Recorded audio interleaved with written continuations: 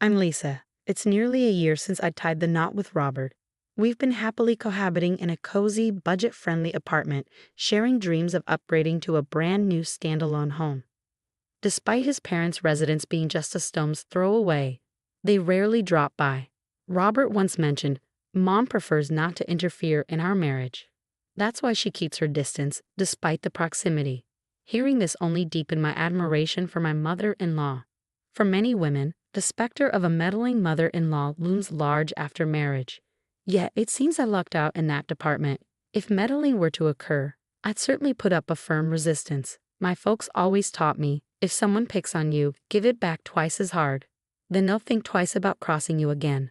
But it appears unlikely I'll need to engage in such battles with my mother-in-law. Thus, I could enjoy a stress-free atmosphere when it came to family dynamics. After years of dedicated work, our careers flourished, prompting earnest discussions about homeownership. It was during this time that my parents, privy to our aspirations, presented us with a compelling proposition. Should you decide to embark on the journey of building your own home, we'd be delighted to offer you a portion of our land. They graciously extended the offer. While my parents weren't affluent, a stroke of fortune from my grandfather's past had endowed them with valuable land to pass down. When they consulted my grandfather about the idea, he simply remarked, "I've entrusted it to you, so do as you see fit." Excitedly relaying this to Robert, he wholeheartedly embraced their generosity. Let's seize this opportunity with gratitude. I can never adequately express my thanks to your parents and your grandfather as well. It's his legacy, after all, he remarked, acknowledging the significance of the offer. Thus commence our exploration into the type of dwelling that would suit us best. Weekends were spent perusing showrooms, marveling at our boss's opulent abode, and consulting with real estate agents regarding upcoming developments. Indeed, the anticipation of planning often outshines the reality of implementation, doesn't it? However, our idyllic reverie was abruptly interrupted by a phone call from my mother-in-law. As Robert fielded the call, it became evident that she had somehow caught wind of our aspirations for a new home.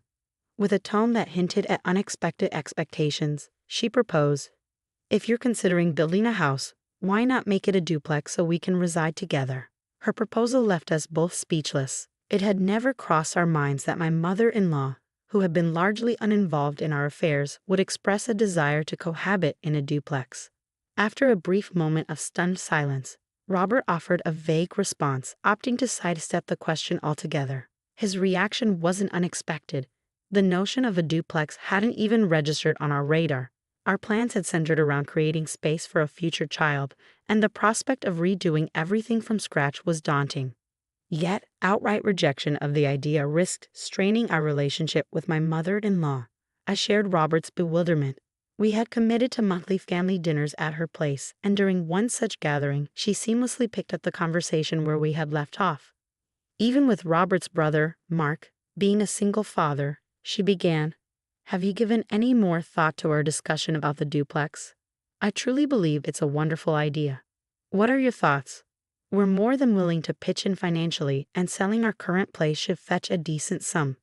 Plus, with kids on the horizon, wouldn't it be beneficial to have us right next door for any emergencies? It's all advantages, isn't it?" With unwavering enthusiasm, she'd embarked on a rapid-fire enumeration of the benefits of a duplex. Despite my attempts to interject, she persisted. Admittedly, her points held merit. While the prospect of assistance during the arrival of a baby and the financial offer were enticing, I held firm in my belief that my husband and I were capable of handling any challenges that arose on our own. Trusting in the support of my own parents seemed preferable to inviting potential conflict by relying too heavily on hers. As she observed my contemplative expression, she pressed on, "Is it really so dreadful to live with us? I had hoped you didn't harbor any ill feelings towards us." But perhaps I misjudged. Her tone seemed to hint at disappointment, prompting me to feign obliviousness as I hastily departed her home. Despite my evasion, she persisted in bombarding my husband daily with the same plea, leaving me feeling increasingly stressed by the relentless pressure. "What's your take on this, Robert?" I asked, grappling with conflicting emotions. The idea of living together isn't entirely unfavorable. Having our parents close by could provide a sense of security. However, I'm hesitant to sacrifice our privacy and independence. After considerable deliberation, we reached a decision to politely decline my mother-in-law's proposition. Preserving our alone time took precedence in our minds. We resolved to convey our decision with clarity, hopeful that my mother-in-law would comprehend our perspective. As we made our way to my mother-in-law's house for our monthly family dinner, we braced ourselves to share our decision with her. However, before we could articulate our thoughts, she interjected, "Oh, regarding the duplex, we've already started making arrangements." Stunned, we exchanged puzzled glances. "What?" I managed to utter, only to be interrupted once more. "And to top it off, Mark will be moving in too. You know, being a single dad is tough. Let's lend him a hand with the child. Besides, gaining some experience with children will be beneficial when you start your own family. Don't you agree? You should definitely consider it." Her unexpected announcement left us dumbfounded, and we found ourselves so taken aback that we completely lost track of our original purpose for visiting. In the face of our silence, my mother-in-law interpreted it as agreement and proceeded with the construction of the duplex, consulting my father-in-law and brother-in-law along the way. Despite our attempts to express our dissent, our concerns were repeatedly brushed aside with dismissive remarks like, "We're busy at the moment, let's discuss this later." As the plans for the duplex gained momentum, the financial burden fell on our in-laws, relieving us of a significant expense. However, the realization dawned that not only would we be sharing a residence with our in-laws, but also with my single father brother-in-law, necessitating our involvement in caring for his child. The weight of the situation bore down heavily on me, and my husband's resignation only added to my despair. "We're powerless to stop it now. Let's just accept it," he conceded, his defeatist attitude echoing my own feelings of futility. Reluctantly, we pressed forward, finalizing the blueprint and deliberating over interior details like tiles and flooring. Typically, at this juncture, we should have secured the necessary funds. However, the promised financial assistance from my in-laws was conspicuously absent. Frustrated, my husband reached out to his mother, only to be met with a request for immediate financial aid in lieu of the promised funds. "Could you cover it for me? I'll repay you within a month," she pleaded. "Fine," he acquiesced. Though the funds were unavailable at present, the project forged ahead, rendering any attempt to halt it futile at this stage. Robert and I were barely scraping by to cover the expenses ourselves, but resorting to such measures seemed unnecessary. The selfish behavior of my in-laws ignited fury within both of us. "You talk about covering the cost as if it's pocket change," Robert erupted at his mother. "Oh, come on," she retorted. "She'll pay it back in a month. Has she ever deceived you?" Suddenly, my brother-in-law interjected. Taken aback by his interference, Robert reluctantly agreed to wait for a month for the payment and began eagerly anticipating his mother's transfer. Feeling conflicted, I decided to seek counsel from my parents about the situation. The following day, I sought solace and guidance at my parents' home, grappling with the dilemma and hoping for a way to put the plans on hold. Expressing our predicament, I questioned whether we could postpone the project. In response, my parents offered a reassuring solution. "We had always intended to give you that land, and if they're committed to paying later, we'll cover the expenses," they assured me. Overwhelmed with gratitude, I sought confirmation. "Truly? Are you certain?" "Absolutely, dear. Your happiness means the world to us. Don't sacrifice your dream home for the sake of your future children. Let's not allow this multifamily arrangement to come to fruition," they affirmed, their words comforting me deeply. Touched by their unwavering support, tears welled up in my eyes. My mom, with a mischievous grin, chimed in, "Besides, if they're always around, it'll make it difficult for me to visit, won't it? And I intend to spoil all the grandkids myself." With my mother's assistance, construction progressed smoothly, and at long last, our dream home stood complete. However, a month passed without any financial contribution from my in-laws. To our surprise, they began moving their belongings in ahead of us.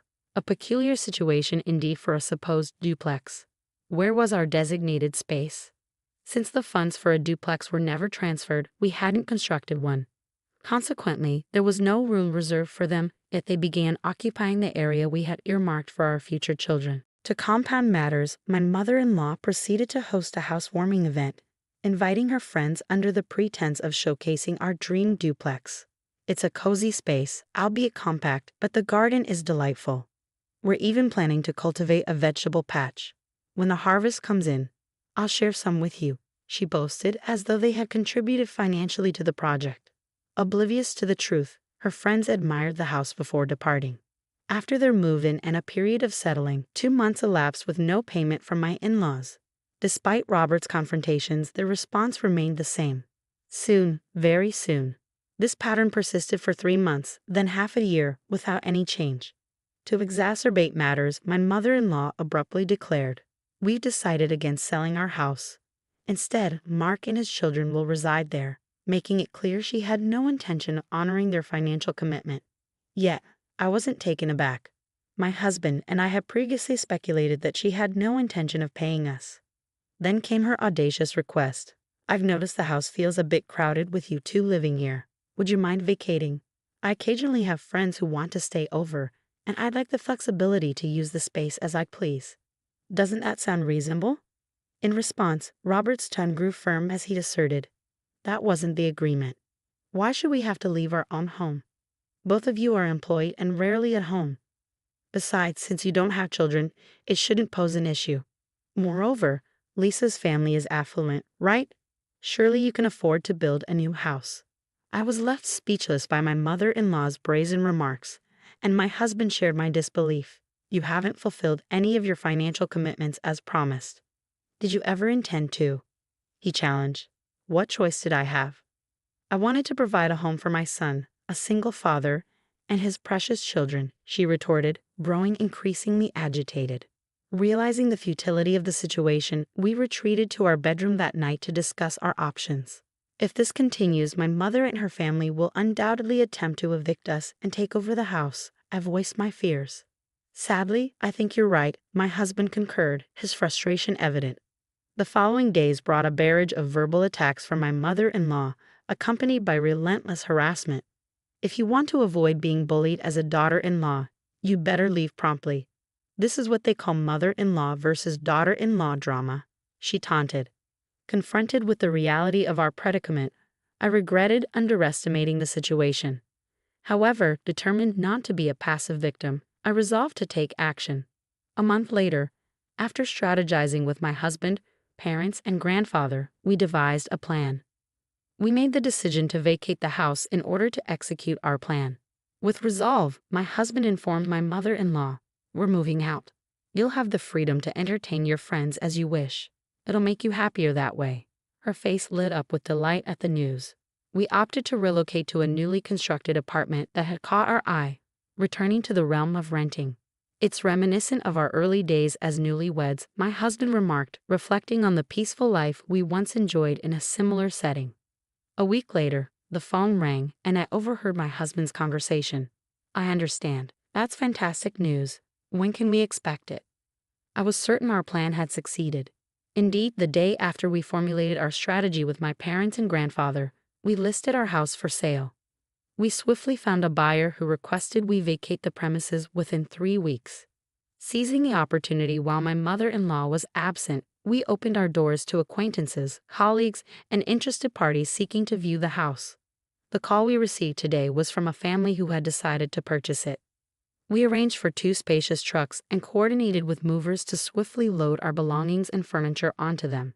Strategically, we chose a time when my in-laws had announced their weekend getaway to a New York theme park with their grandsons. As they likely reveled in the company of a certain mouse mascot, we seized the opportunity. With their overnight stay planned, we prepared meticulously in advance. The execution of our plan unfolded seamlessly, thanks to the efficiency of the professional movers. Packing was completed well ahead of schedule, leaving us poised and ready in front of the house upon my in-laws' return in the evening. Sensing the tension emanating from my in-laws as they entered the house, my mother-in-law's anxious voice pierced the air, demanding answers to the sudden change.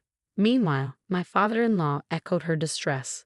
Robert and I observed calmly from the outside, waiting for the opportune moment to reveal the truth. "Everything's loaded onto these trucks. The destination's noted on a piece of paper stuck onto them. Please proceed there. It might be a bit snug, but it'll suffice for the 2 of you. Well, perhaps it'll feel a bit crowded if you have guests over. Additionally, this house has already been sold. It's now someone else's property. Take care," I informed my in-laws, their disbelief palpable. What do you mean you sold it? This was our home. You can't just. Our home. They protested vehemently. However, the property was registered under Lisa's parents' name, and the house was legally ours. We had every right to sell it, especially considering they hadn't contributed a single dollar. Their audacity to claim ownership without fulfilling their promises left us indignant. In the face of their stunned silence, Robert delivered a final decree before our departure. We've managed things thus far, but unloading is your responsibility now. Surely you can handle that much. Their feeble protestations of financial incapacity were met with a revelation. I'm aware you're not lacking funds. You've been selling Lisa's belongings and pocketing the proceeds, Robert declared, exposing their deceit. Their expressions shifted from shock to shame as the truth sank in. How did you find out? They stammered. Does it matter? Robert dismissed. Furthermore, you needn't repay us. Consider it severance pay. Spend it as you wish. And with that, we'll be on our way. I doubt our paths will cross again, Robert declared, severing ties with his parents. Taking my hand, we swiftly departed for home. Upon our return, we found our parents and grandparents to share the successful outcome of our plan, bringing them immense joy. Furthermore, my grandfather, aware of our impending move to an apartment, revealed, I still have some land remaining. I'll gift it to you as well. I'll even cover half the expenses for building a new house. Encouraged by his generosity, we embraced the opportunity and embarked on constructing our new home. 6 months later, we fulfilled our dream of constructing a beautiful single-family home. Nestled a bit away from the bustling city center, we enjoy the crisp air and the warm hospitality of our neighbors. Our hearts brim with contentment. As for my in-laws, their whereabouts remain a mystery. It appears they reached out to my parents seeking financial assistance. Additionally, they approached their son, who is set to remarry next year, hoping to live with him, only to be met with a firm refusal due to his future wife's plans. When my parents were approached, they firmly declined any involvement with our family matters, setting clear boundaries.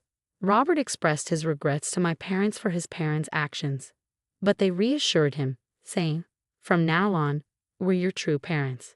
Lean on us as much as you need, my son."